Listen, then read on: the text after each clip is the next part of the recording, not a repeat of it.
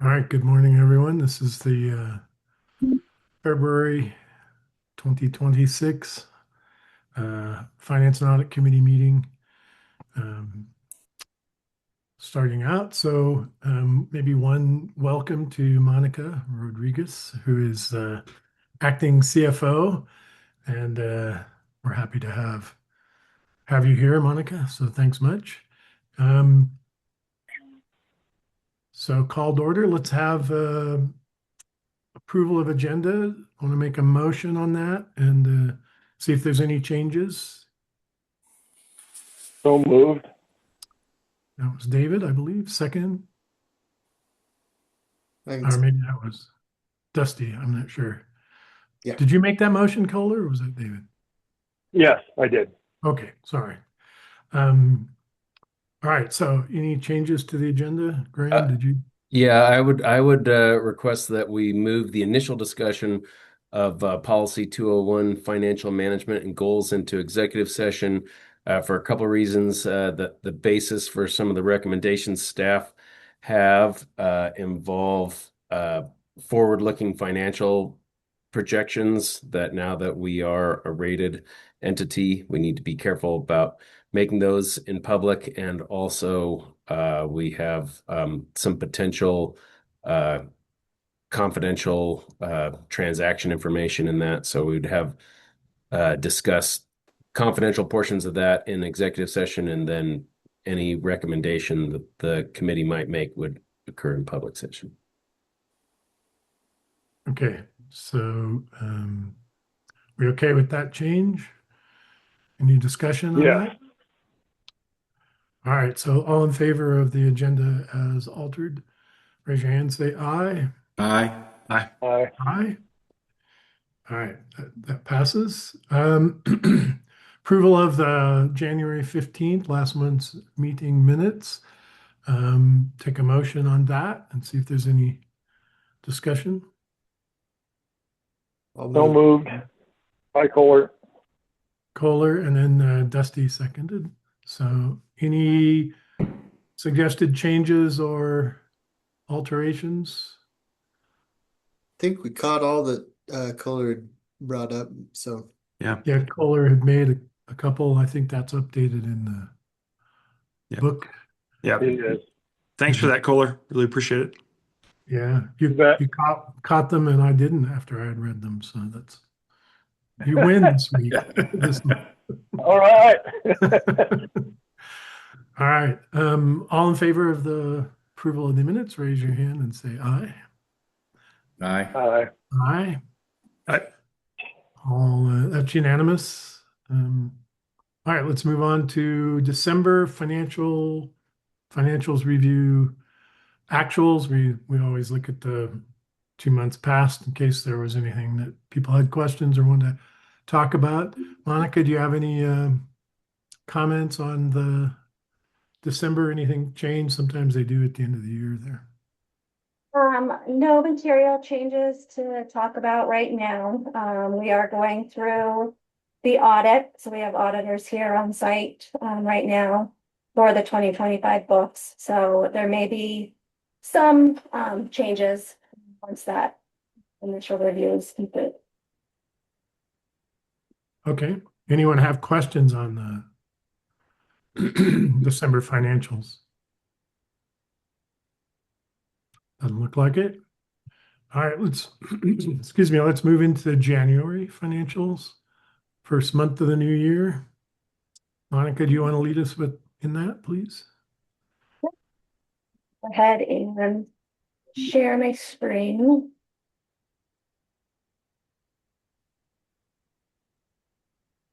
Can you all see the screen with the financials?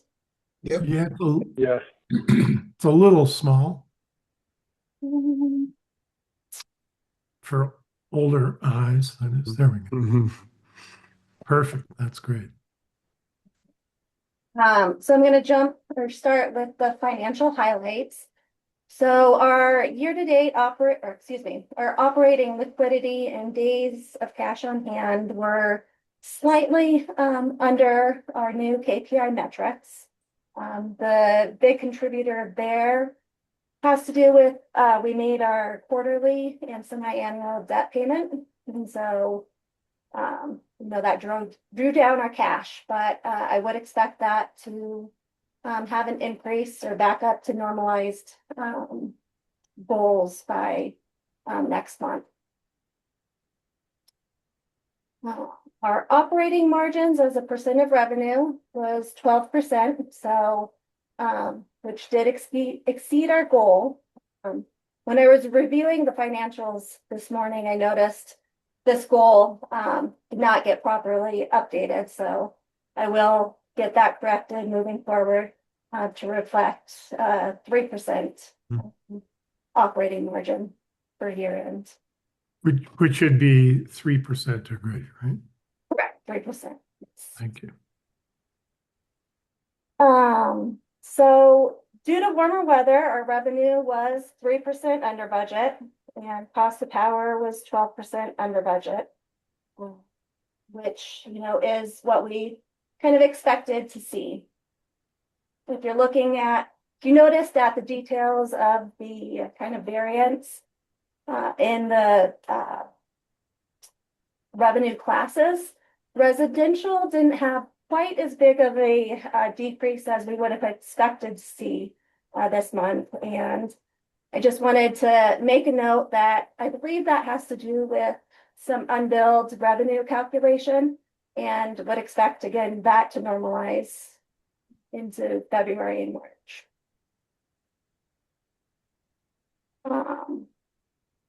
And then finally, I just wanted to touch on kind of this view of our operating statement of operations, and we have noted the rate stabilization in our budget figures. And so it was approved of an 8.4 million rate stabilization for our 2026 budget. And so for presentation purposes, I wanted to actually bring that to this committee to see how you'd like that presented. As I said, this view right here presents the 1/12 of the rate stabilization, but we're not actually recording any actual rate stabilization until, which I recommend to do that at year end, with the year end or December true up, to see where our operating margins actually fall and what we need to get to that 3% goal. It's a little confusing, so let me know if you have questions on that. Kohler, Yes. go ahead. Yeah, let me just make sure I'm clear on what you said, but you're showing it here. Let's see, that's a forecast. That would be a monthly amount, but we aren't going to use it. You're going to preserve it until December and then take it as one big chunk for the year? That is what I'm projecting, because if we look at what our actuals were in January, we exceeded that 3% margin, and so there was no need to dip into that rate stabilization. And so to avoid plus and minuses month to month, as I would recommend us just looking at doing that one actual rate stabilization entry at the end of the year.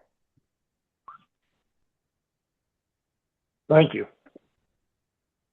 So I think, yeah, I'm just going to pipe in real quick. I think part of the discussion for the FAC is would the FAC like to see this, the impact of the rate stabilization decision the board made last year?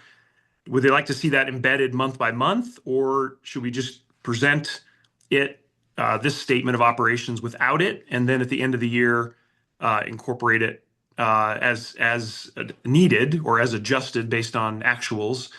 Or would the FAC like to see both, one with it embedded month by month and a view without it? So I think we just want to make sure we get the FAC and the whole board the visibility they would like on how we're using the rate stabilization decision from last year.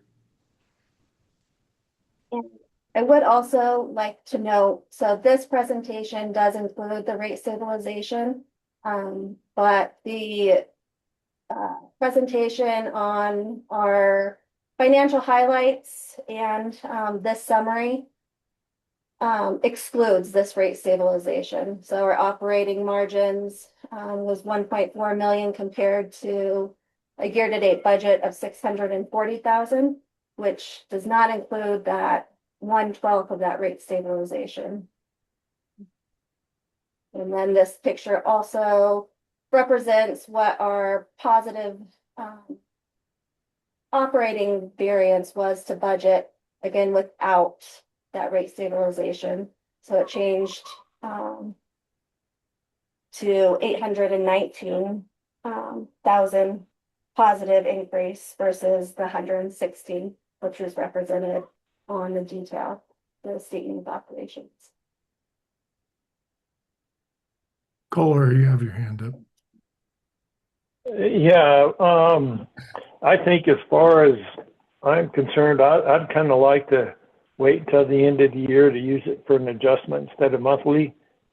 This to me gives a clearer picture of exactly what's going on without kind of propping it up, if I should say it that way. So I would kind of like to see it just pulled off until December.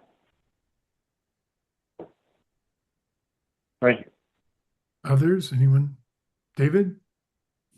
Yeah, my only concern is, so you have 8.5 million, you divide it by 12. Each month you have to do your metrics. Do you feel that'll throw your metrics off, Monica?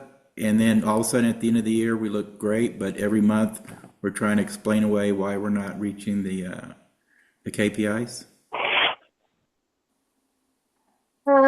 That's my concern, is it might not look good until the end of the year because we have not injected that rate stabilization. Thank you for that, David. That is a very valid point. And just because this month we didn't need to use the rate stabilization doesn't mean that it couldn't be different in future years. And so that's why possibly presenting it in two different options might be I a good think, solution to that. yeah, I think if we have the two different options, it'll be easy to explain every month if, this kind of looks wonky on that KPI. We'll look at how this affected it and this didn't affect it. So I think having both just available, if it's not too much extra work, would actually help the board kind of understand. And that, to Kohler's point, it would be good to see how we're doing without it and then see at the end of the year. So I would vote for both.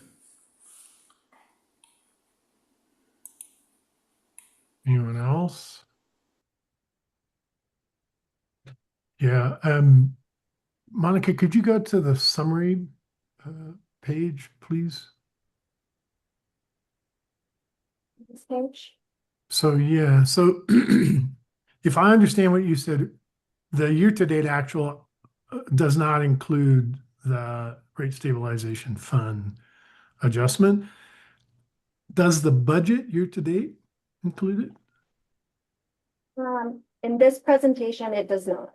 It does not. Okay. So that's assuming we would make that adjustment at year end, essentially. Correct. Yep, that year-to-date budget amount for operating margins would, in December increase by that 8.4 million. Or perhaps less if needed. The actual, yes, absolutely. But the budget, so that it's presented as approved. I see. You would just, instead of spreading that over 12 months, it would just, that lump sum would hit in December. Okay. However, the budget we approved did include it. Is that correct? Correct. Yes. So we could have a different, we could have two statement of operations to look at, one with and one without. But the summary would remain without that adjustment until a year from now when we looked at the December year to date, essentially, with that final adjustment. Correct. That is what I would recommend. But of course, I want to present it in the best manner for you all working this. But in my mind, if you, by not including it in the monthly year-to-date amounts, you're getting a true comparison of actuals versus budget without that kind of inflationary rate stabilization. Right. Which I like. I like being able to see both. I like similar to what Kohler suggested. And I assume that would show up in statement of operations, one with, one without. But this summary would not include them until the end of the year. So I'm just trying to make sure we all understand the same pages, so to speak. Does anyone have a question on that or disagree with that presentation at this point? So Tim, I think that is totally fine. I guess I would highlight David's excellent point about, the board sort of made the budget and rate decisions based on using a portion of our rate stabilization fund that was built up for that purpose. And we will every month, I think, probably have a similar conversation like, oh, this metric would be this with and this without, which is totally fine. I just think it will push down some of our metrics as a result. I could on this presentation or on this slide, right here under the key metrics, the year-to-date actuals and goal, and have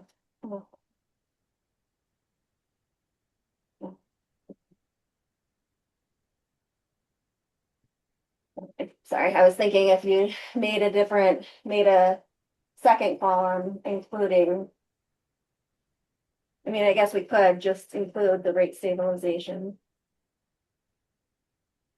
But Yeah. at the year end, we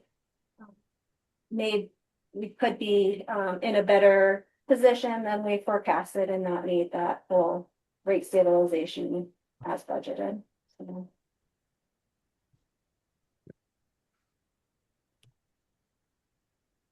I mean, this varies from our budget, this presentation right here. I think that's the point David's making, and Chris also points out, right? So, it's removing it from the actual until the end of the year, but keeping it in the budget seem like we have on the statement of operations seems the more accurate way. I'm just observing. I'm not necessarily recommending. I'm trying to make sure we all come to some agreement on what we would like to see as presented or what we would like to recommend as being seen by the board.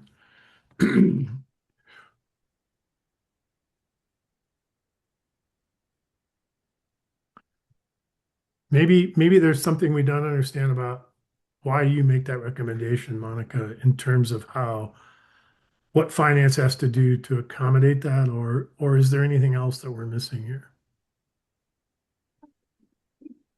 I mean, there would not be a heavy ask or a lift from finance on any of these proposed directions that we're going. So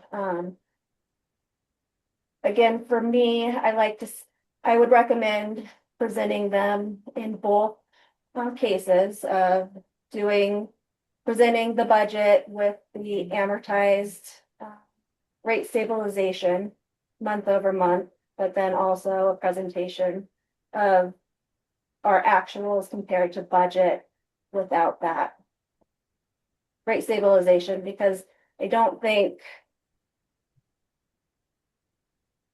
I mean, yeah, doing that plus and minus and a true up every month with that rate stabilization,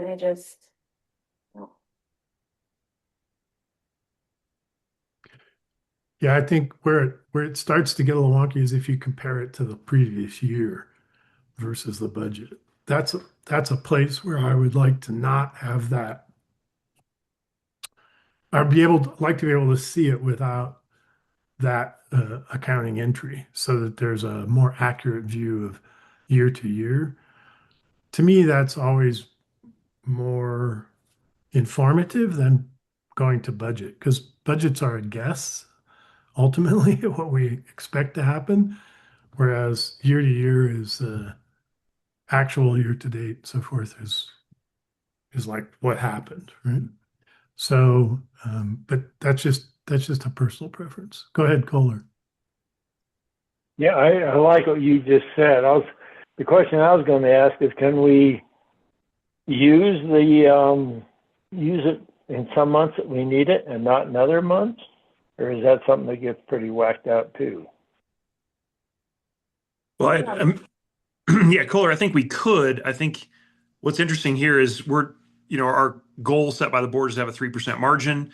And going back to what Monica said, the idea of, hey, let's use the amount that is ultimately needed based on actuals in December is that we use the amount that would be needed to get to 3% margins. If we do it month to month, we could do the same calculation. I think it's just really a matter of how the board wants to view it, and which is why I thought it might make sense to have a statement of operations with it and a statement of operations without it. And then the board could see both with clarity. I think the two is really important. I think that would be a good tool. Thank you.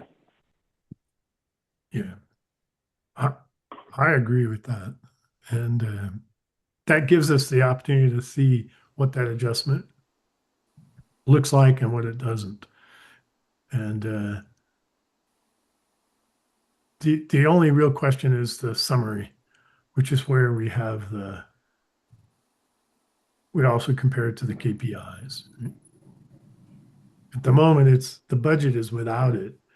Yet,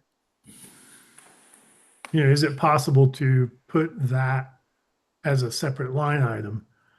It comes out, the rate stabilization comes in as revenue, correct? So maybe to the extent that we use that in our budget or have it in our budget, maybe adding operating revenue and then below it a line that says rate stabilization fund, income, budget, and leave it out from actual, right? So that in the summary, we see what that impact would be. Just a thought. Yeah. I don't know. Yeah. Does anybody think that's a good or a bad idea?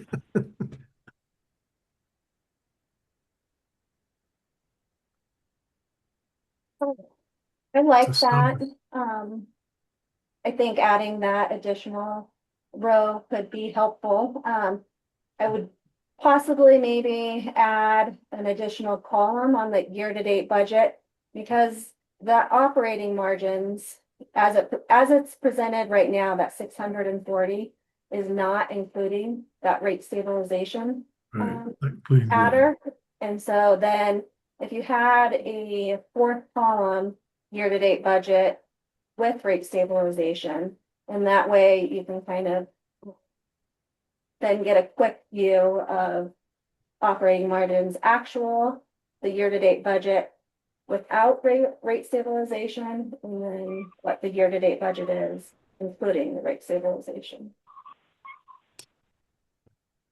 Yeah, I think more information is helpful in this case. So from my perspective, that would be okay as long as it's not like creating an issue, a work issue for someone.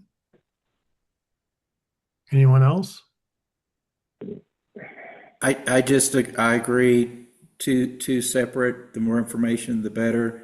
And again, I was just concerned about y'all's metrics. That's something maybe that Chris might want to think about because that's how you'll be rating your finance team. Yeah, I think we can. I think we get a clear message from the fact of wanting to see it with and without. I think, yeah, we can figure out the right way to present that, and and therefore the metrics with and without. And so, yeah, I mean, it was, I just want to kind of think back to the decision that was made in the budget discussion. Hey, we want to apply this to the 26 budget, and that will allow us to maintain margins without having to adjust on anything on the revenue side, right? That was kind of the basic Yeah. discussion that happened back in October, November.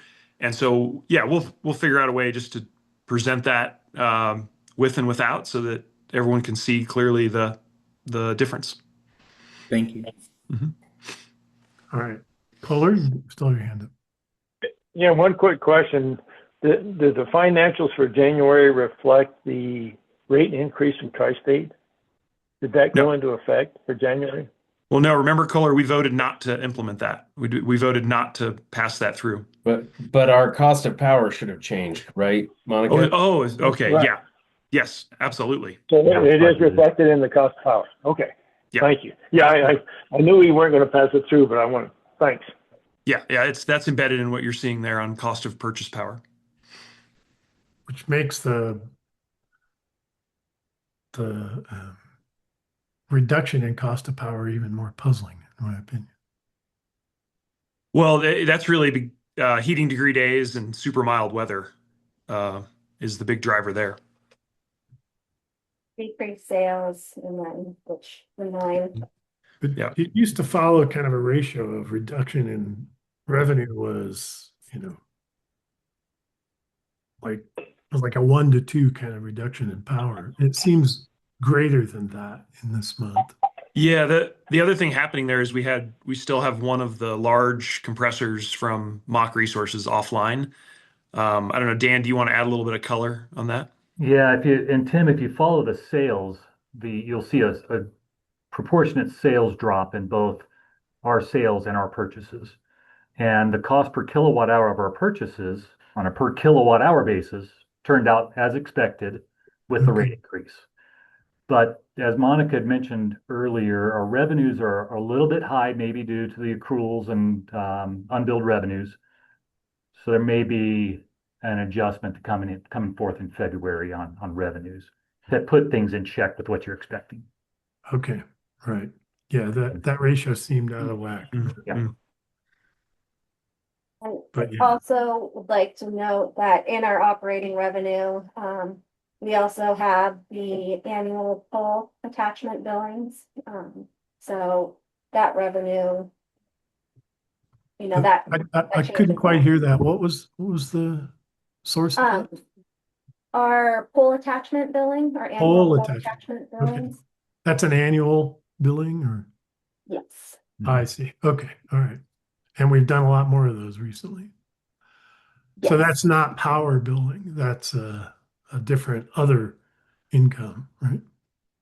Correct. It's not, it's not your electric revenue, but it is included in that operating revenue. Total revenue. Okay. Thank you. Other questions? Any other discussions?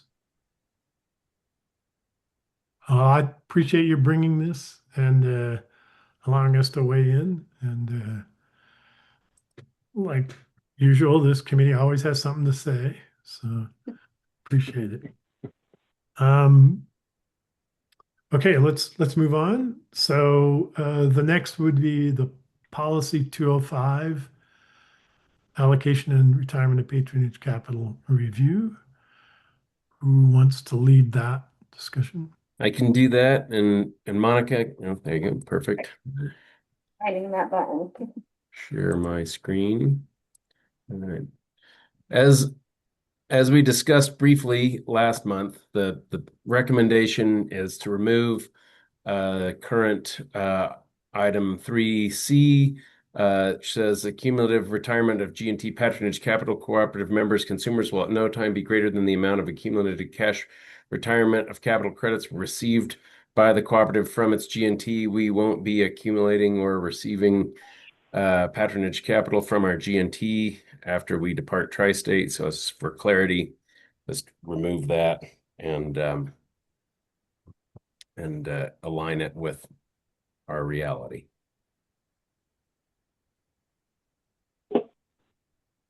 Any questions, thoughts for Graham? Kohler? Maybe just one quick thought is, depending on how the member lawsuit falls, I guess we could come back and readdress this if we had to. Yeah, Would that be a fair statement?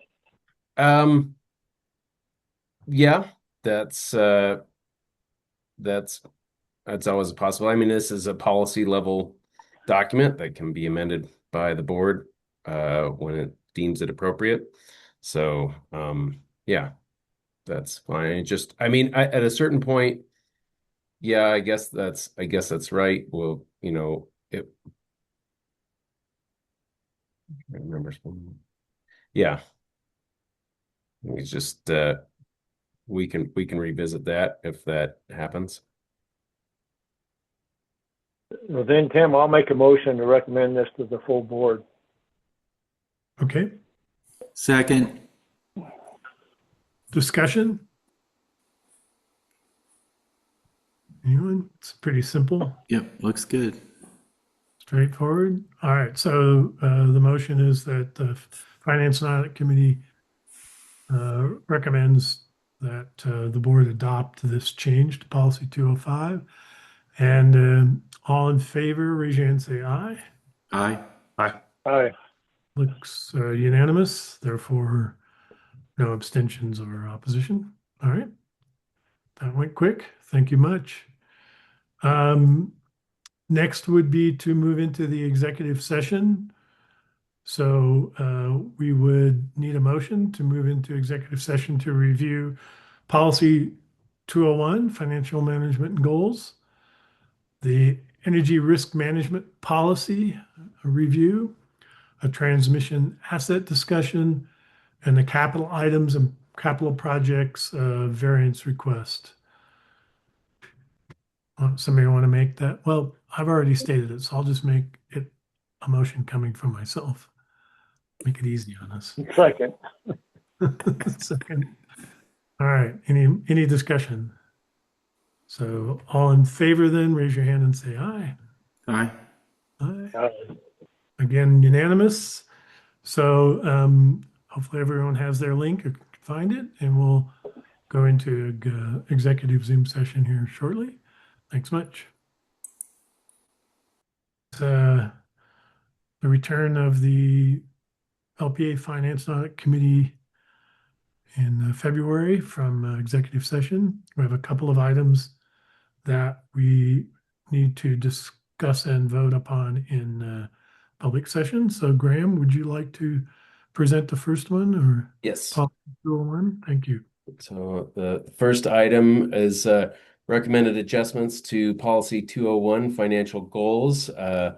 Did need to discuss multi-year financial forecasts in executive session that are not public information to arrive at the board's analysis of what numbers should be adjusted, but these are the recommendations that the cooperative will maintain equity level that is between 25 and 50% of total assets, and that the cooperative will maintain a debt to equity ratio not to exceed 200% measured as total long-term debt divided by total equity.